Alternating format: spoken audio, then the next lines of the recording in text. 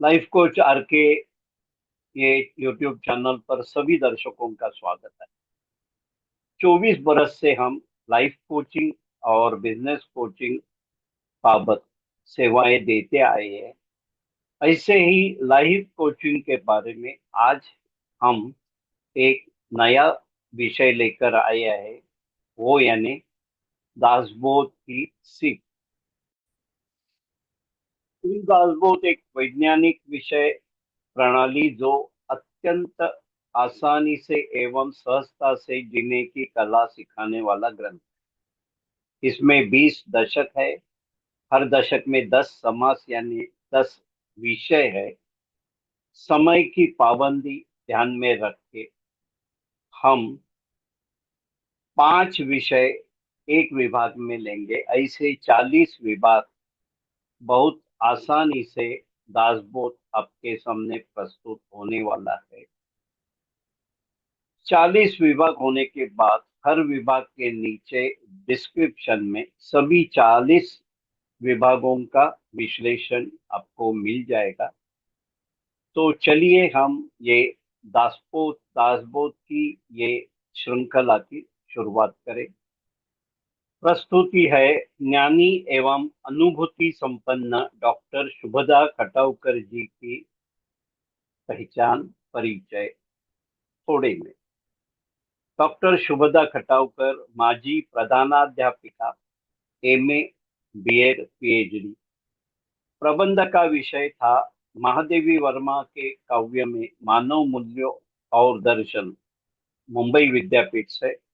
समर्थ रामदास विद्यापीठ की 6 परीक्षाएं प्रथम और विशेष श्रेणी में उत्तीर्ण है। 35 सालों से साप्ताहिक विवेक, मुंबई का हिंदी मराठी अनुवाद, लेखों का पुनर्लेखन, प्रूफ रीडिंग इत्यादि। अनेक हिंदी मराठी ग्रंथों एवं पुस्तकों का हिंदी मराठी अनुवाद, अनेक निबंध, कथा, कविता, पुस्तक परीक्षण, इनका लेखन, महाराष्ट्र राज्य उत्कृष्ट वाङ्मय निर्मिती पुरस्कार 1987-88, राष्ट्रीय आदर्श शिक्षक पुरस्कार 2001-2002, तत्कालीन राष्ट्रपति डॉक्टर एपीजे अब्दुल कलाम जी इनके कर कमलों द्वारा प्राप्त 100 से ज्यादा पुरस्कार और 300 350 ज्यादा सम्मान प्राप्त, संत साहित्य पर प्रवचन और अन्य विषयों पर व्याख्यान।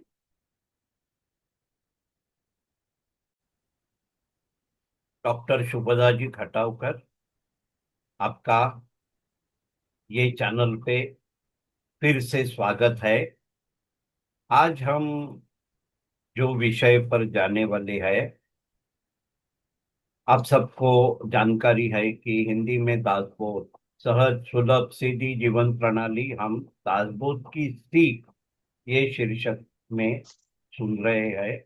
अभ्यासक है डॉक्टर शुभदा जी खटावकर। आज के विषय आ, भाग विभाग छठवा है, दशक तीसरा, स्वगुण परीक्षा। हम आज विषय 6 से 10 तक का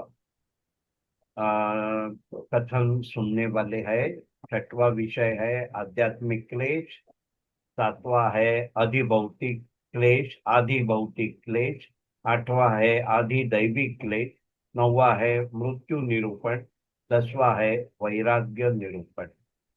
मैं शुभदा जी से विनती करता हूँ कि हम आज का ये विषय में शुरुआत करेंगे। आप शुरुआत करिए।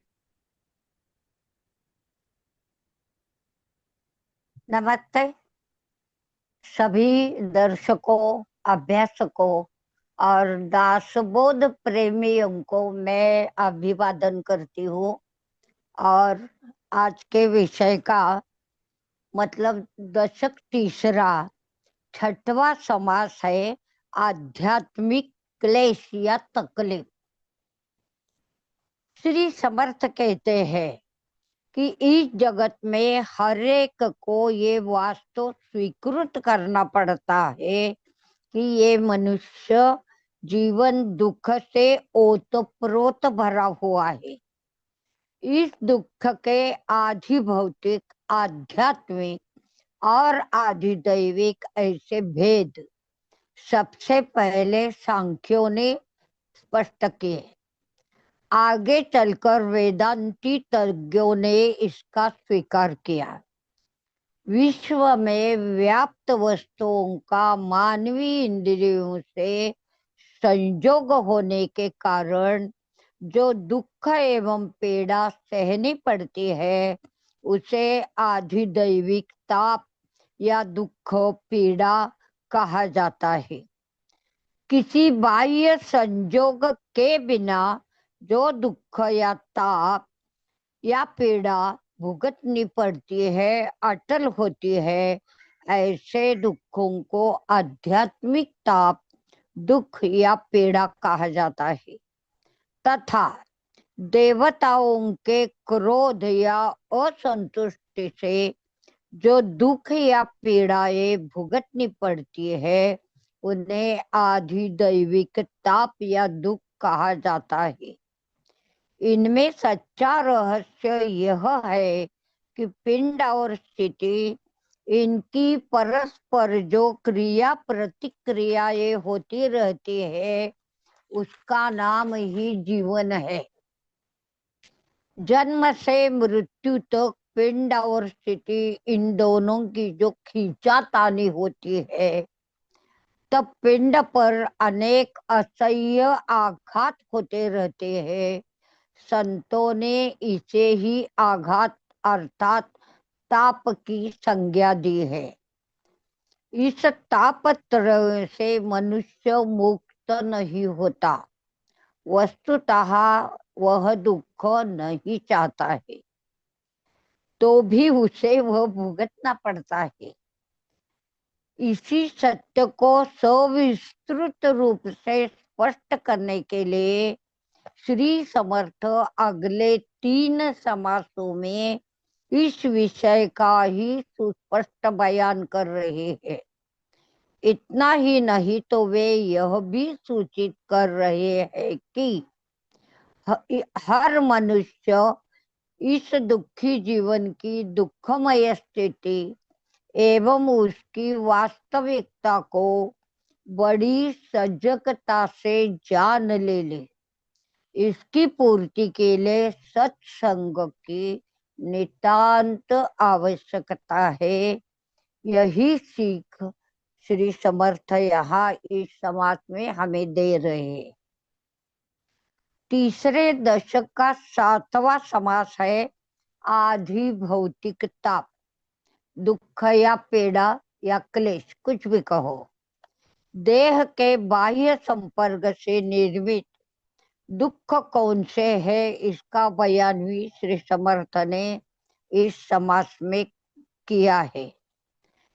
इस बाह्य स्थिति का अचेतन और सचेतन दुख ऐसा भेद करके वे इस वास्तविकता का उद्घाटन कर रहे हैं कि अचेतन दुख अर्थात पंच महाभूतों से होने वाली तकलीफ या पीड़ा और सचेतन दुख अर्थात जीवधारी पौधे, जानवर, जीव, मनुष्य, इन सबके कारण होने वाली ये तकलीफ या पीड़ा है वह है। इन सब दुखों पीड़ाओं में सबसे महत्वपूर्ण और असहनीय दुख या पीड़ा यह है कि मनुष्य को मनुष्य द्वारा दिया गया दुख या पीड़ा। श्री समर्थ इस समास में ऐसे ही दुखों का वर्णन कर रहे हैं। ये वर्णन किसी के भी शरीर पर रोंगटे खड़े कर देने वाला ही है।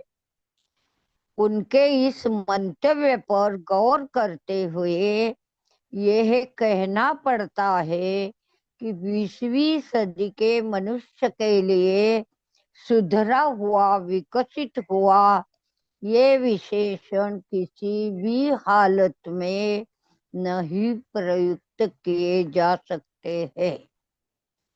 श्री समर्थ इस समास में मनुष्य को अत्यंत महत्व की व्यवहार ज्ञान की कुशलता की सीख दे रहे हैं। उनकी ये निरीक्षण क्षमता एवं समर्थ शक्ति समर्थता देख कर हमें चाहिए कि हम उनके सामने विनीत हो जाए और यह सीख लेकर अपने जीवन को समृद्ध संतुष्ट बनाए। यह इस समाज की सीख है। दशक तीसरे का 8वां समास है आधिदैविकता अर्थात दुख या क्लेश।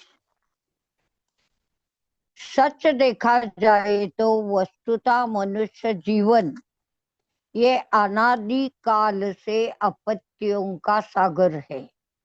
इस विश्व की कर्म भूमि में जैसी कृति वैसी फल निष्पत्ति, ये यहाँ का सिद्धांत है। ऐसा होने पर भी लोग प्रत्यक्ष जीवन में पैसा, धन, संपत्ति, अधिकार इनके बल पर अनीति, दुष्ट व्यवहार, बुरी नीति का व्यवहार करके अपना स्वार्थ अर्थात निजी हित साध्य कर लेते हैं। उनके इस दुर्व्यवहार का फल उन्हें इस जीवन में अगर मिलता नहीं तो मरण के उपरांत प्राप्त होने वाली अवस्था में श्री समर्थ कहते हैं कि 100% रूप में मिलता ही है। इसीलिए ये फल प्राप्ति अतीन्द्रिय है। अतः उसको कल्पना विश्व में घटित घटनाओं में समाहित मत करो, ऐसा कहकर हमें जागरूक करते हैं। ये इंतजाम तो मरणोपरांत फल प्राप्ति का है ही, इसमें कोई बिगाड़ या बदलाव नहीं कर सकता। विज्ञान ने इसे यम यातना की संज्ञा प्रदान की है। अतः जिसे परमार्थ प्राप्ति की चाह है और वह इस अपने इस जगत के जीवन में सत्कर्मों से अपने जीवन को सुखी बनाना तथा सबके मुखों से मंगल बातें कहलवाने का सपना रखता है, उद्देश्य रखता है, तो उसे इस समाज का गहरा अध्ययन करना नितांत जरूरी है। यह सीख इस समाज से श्री समर्थ हमें दे रहे हैं। तीसरे दशक का 9वां समास है मृत्यु निरूपण। कतिपय उपनिषद एवं श्रीमद् भगवद गीता का 8वां अध्याय, इनमें मृत्यु के संदर्भ में बहुत गहरा सोच विचार आता है। श्री समर्थ ने तो इस दासबोध में उसके लिए एक अलग समाज की निर्मित की है। संतों का यह मंतव्य है कि द्वैत से अथवा भेद से परिपूर्ण इस जगत में जन्म और मृत्यु एक दूसरे के सिवा रह ही नहीं सकते हैं। आत्म स्वरूप की विस्मृति हुआ जीव खुशी प्राप्त करने के लिए अत्यंतिक उत्सुक एवं उतावला होने के कारण जीव दृश्य देह की निर्मित करता है। जिस मूल वस्तु से देह की निर्मित हुई है वह चीज तो विनाशी होने के कारण कालांतर के बाद देह को क्षीणता, कमजोरी प्राप्त होती है और परिणामतः वह खुशियां प्रदान करने वाला नहीं रहता। अतः जिस सहजता से वह जन्म लेता है ठीक उसी सहजता से वह देह से बहुत दूर निकल जाता है, उसकी इस क्रिया को मृत्यु की संज्ञा दी है। जन्म का अर्थ है अव्यक्तता से व्यक्त होना और मृत्यु का अर्थ है व्यक्तता से अव्यक्तता की ओर मुसाफिरी करना या जाना। वस्तुतः ये दोनों घटनाएं संधि काल है। जन्म के समय वह संधि काल के उस पार अर्थात वासना के कब्जे में रहता है, परंतु मृत्यु के समय वह आजाद अर्थात एक अलग संधि या अवकाश प्राप्त करके आध्यात्म उन्नति की सबसे ऊंची पायदान पर पहुंच जाता है। इस अवकाश या अवसर की उत्तम स्थिति को मृत्यु स्थिति कहते हैं। मृत्यु के बलवान घड़ियाल रूपी पकड़ से साक्षात ईश्वर के अवतारों की भी मुक्ति नहीं हुई या उन्हें इससे छूट नहीं मिली। ये वास्तव श्री समर्थ यहाँ अत्यंतिक निश्चयात्मक शब्दों में प्रस्तुत कर रहे हैं। ऊंची श्रेणी की मृत्यु प्राप्त होने के लिए सारी जिंदगी भर के काल में ईश्वर के अनुसंधान का गहरा अध्ययन करना पड़ता है। अविद्या मनुष्य को रोजमर्रा की जिंदगी में हमेशा व्यस्तता के में डूबा कर रखती है। परिणामतः मनुष्य को मृत्यु का बड़ी सहजता से विस्मरण हो जाता है। इस कारण ये होता है कि उच्चतम मृत्यु की स्थिति प्राप्ति के लिए आवश्यक होने वाला ईश्वरीय अनुसंधान भी उससे नहीं होता है। अतः परमार्थ की यही परिभाषा है कि मनुष्य जीवन का अंतिम दिन खुशी, आनंद एवं संतुष्टि का सिद्ध होने के लिए जो क्रिया, साधना, उपासना करनी पड़ती है उसे ही परमार्थ कहा जाता है। मृत्यु अटल और कभी भी आगमित होने वाला है। इसीलिए साधक को चाहिए कि वह हमेशा उसके लिए तैयार रहे। यही सीख श्री समर्थ इस समाज से दे रहे हैं।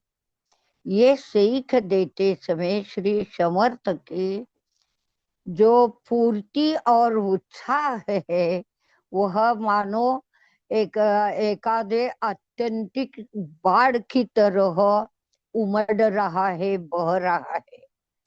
ऐसा विलक्षण बयान अन्य साहित्य में या संत साहित्य में भी हमें कहीं मिलता नहीं। यह कार्य केवल काल की छाती पर अर्थात वक्षस्थल पर क्रीड़ा करने वाले श्री समर्थ अर्थात श्री रामदास ही कर सकते हैं। इसलिए हर एक को चाहिए कि वह बड़ी लगन से एवं कृतज्ञता पूर्वकता से इस समास का पठन करके उससे अपने हितों की सिद्धि के लिए अमूल्य एवं कीमती संदेश प्राप्त करे। यह इस समास की सीख है। तीसरे दशक के समापन का जो 10वां समास है उसका शीर्षक है वैराग्य निरूपण। इस समास की महत्ता यह है कि समास से श्री समर्थ अपने सिद्धांतों एवं दर्शन का शुभारंभ करते हैं। इसीलिए ये समास अत्यंत महत्वपूर्ण है क्योंकि इस समास से श्री समर्थ ने समुच्चय दासबोध में जो सैद्धांतिक विवेचन या दर्शन की जो परिसीमा प्राप्त कर ली है, उसका शुभारंभ इस समास में होता है। ये बात सब विचारक, मर्मज्ञ, अभ्यासक या पाठक ध्यान रखे। वे अत्यंत सुस्पष्टता से हमें ये दृष्टांत देते हैं कि मूलतः ये वास्तविकता है कि मानवीय जीवन अधूरा है। यहाँ अपने लिए कोई भी रुकने वाला नहीं। सचेतन और अचेतन दोनों भी काल के भक्ष है तथा उनकी जीवन मुसाफिरी काल के नियंत्रण में चालू रहती है। मृत्यु के कारण मनुष्य की जीवन ज्योति का प्रकाशमय साम्राज्य ही नष्ट हो जाता है। जिंदगी में आने वाली आपत्तियां उसे अनुभूति का ज्ञान प्रदान करती है। ऐसे हालातों में हम क्यों जिए, ऐसा प्रश्न या पक्का निर्धारात्मक सोच विचार करने की पूरी आजादी समर्थ कहते हैं कि हर जीव मात्र को है। अतः उसे चाहिए कि वह उच्चतम एवं उद्दिष्टात्मक या निश्चयात्मक उद्दिष्ट आंखों के सामने रखकर जिए। परंतु वास्तव स्थिति ऐसी है कि पहले ही अधूरी होने वाली जिंदगी को अत्यंत सामान्यतम उद्दिष्टों का साथ मिलता है। परिणामतः मूलतः अधूरी होने वाली जिंदगी और अधिक अधूरी बन जाती है। ऐसे हालातों में वह अधूरी जिंदगी विकार, वासना, अभिलाषा, बड़प्पन इनके अधीन हो जाती है और मनुष्य जीवन की शांति, संतुष्टि सबका विनाश हो जाता है। इसीलिए इस शोकांतिका से बचने या उसे टालने के लिए मनुष्य को चाहिए कि वह ईश्वर प्राप्ति या स्वस्वरूप की मंजिल को अपने अंतरंग में गहरे रूप में उतार कर आगे बढ़े। इतना ही नहीं तो उस ईश्वरी सत्ता को अपने अंतःकरण की गहराई में पूरे अनुपम भंडार के रूप में इकट्ठा करके उसकी शरण में जाए। यही एकमात्र मुक्ति की राह हो। समुचे जीवन को आनंद खुशी से ओतप्रोत भरने वाली है। इस राह को हरेक द्वारा बड़ी व्याकुलता से स्वीकृत किया जाना जरूरी है। यही सीख बड़ी आत्मीयता से श्री समर्थ दे रहे हैं। एवं श्री समर्थ प्रपंच या विश्व को भयानक महाबाढ़ की सार्थ उपमा प्रदान कर रहे हैं। इसमें जो बड़े भक्ति भाव से भगवंत की शरण में जाता है, वह सचमुच बड़ा नसीब वाला या भाग्यशाली सिद्ध होता है। उन्हें प्रापंचिक स्थिति में दुख के बदले स्वानंद की अनुभूति प्राप्त होती है। इसीलिए श्री समर्थ ये सूचित करते हैं कि हर एक को चाहिए कि वह अपने भक्ति सामर्थ्य के बल पर इस दृश्य विश्व में अनुस्यूत होने वाले ईश्वरी सिद्धांत को देखने की कला साध्य करे। यह सीख और संदेश इस समाज में हमें मिलती है। ऐसे महापुरुष खुद के साथ समूचे विश्व की रक्षा करते हैं। ईश्वर स्वयं उनका रखवाला होता है। दृश्य जगत दुख कारक एवं क्लेशदायी है ही। अतः हमें चाहिए कि हम दृश्य से आकर्षित मोहित न होते हुए ईश्वर से लगन लगाए रखें। अतः यहाँ तक का दासबोध का जो अर्थात विवेचन था वह अथा तो देव जिज्ञासा ही समझ लीजिए। अगला दशक हमें स्वानंद की दोनों ओर आपूरित करने वाली ऊंची उठी लहरों से आनंद हर्ष की गहरी अनुभूति अवश्य प्रदान करने वाला है। उसका जो समाचार है हम अगले हमारे कार्यक्रम में अवश्य लेंगे। तब तक छुट्टी। जय जय रघुवीर समर्थ। जय जय श्री राम। नमस्कार डॉक्टर शुभदा जी। आपका दासबोध का अखंड ज्ञान और उसे संक्षिप्त करके हम तक पहुंचाने का प्रयास बहुमूल्य है। हम सभी आपके बहुत बहुत आभारी हैं। आपने सरलता से किए हुए कथन का लाभ सभी श्रावक अवश्य लेंगे, ये मेरा विश्वास है। सभी दर्शकों को विनंती है कि यह सीख आपके परिवार और परिचय के सभी सदस्यों तक पहुंचाइए। डॉक्टर शुभदा जी, आपके ये बहुमूल्य ज्ञान और अमूल्य समय के लिए हम आपके बहुत आभारी है। वैसे ही हम सभी दर्शकों के बहुत बहुत आभारी है। और ये श्रृंखला में हम यहाँ रुकते हैं।